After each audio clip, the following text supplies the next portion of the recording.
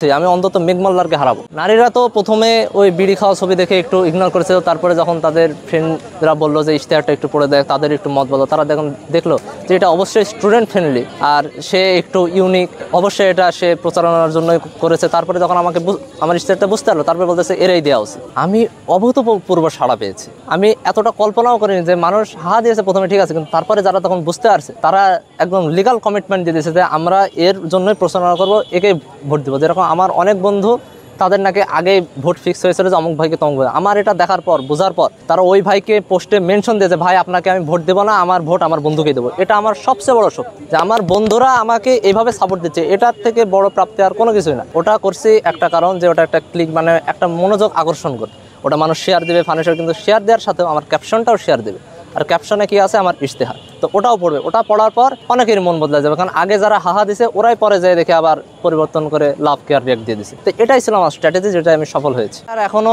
19 দিন সময় আছে, প্রত্যেকটা দিনে আস্তে আস্তে করে বাড়বে। আর আমি তো বলছি আমি অন্তত মেঘমল্লারকে হারাবো। ওরে যদি না হারাইতে পারি তাহলে আমার তো সেই ম্যান্ডেটই থাকলো না, কারণ আমি একটা জায়গায় দাঁড়াইছি, অবশ্যই আমি কিছু নিয়ে ফিরে আসবো।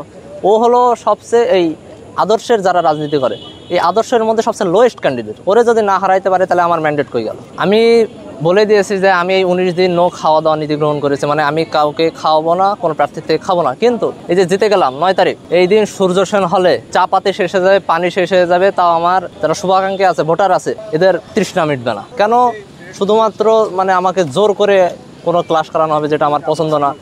কারণ আপনি এই ঢাকা ইউনিভার্সিটির যে কোনো ক্লাসে যেয়ে দেখবেন বেশিরভাগ স্টুডেন্টই পিছনে যেয়ে ঘুমায়, কারণ কি ওদের ক্লাসগুলো পছন্দ না। কিন্তু ওই অ্যাটেন্ডেন্সের জন্য, ওই কয়েকটা মার্কের জন্য ওদের এভাবে কষ্ট করে করা লাগে। কেন ভাই, একজনের নাই পছন্দ হইতে পারে, আর ক্লাস না করেও তো ভালো রেজাল্ট করা যায়।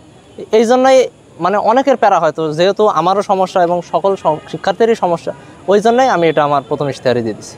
মেন ইশতেহার তো অ্যাটেন্ডেন্সেরই, তারপরে আরও অনেক আবাসন সমস্যা বা যেগুলো মোস্ট প্রায়োরিটি এরকম কয়েকটা দিয়ে দিছি। আবার ড্রোন মেকিং ইভেন্ট, তারপরে রেগুলার প্রোগ্রামিং, মানে যেগুলো দরকার, আমার যেগুলো স্বপ্ন সেগুলো আমি দিবই। তারপরে আরেকটা ইশতেহারে যেটা বলছি যে আপনার যেগুলো সমস্যা ওগুলো আমাকে এসে বলবেন, আমি ওগুলোও করে দেবো। মানে মেন কথা আমার যেটা ওটা আগে, মানে ইশতেহারে যেটা বলছি, তারপরে আপনার যেগুলো ওগুলো, মানে যৌক্তিক সকল দাবি হলো আমার ইশতেহার।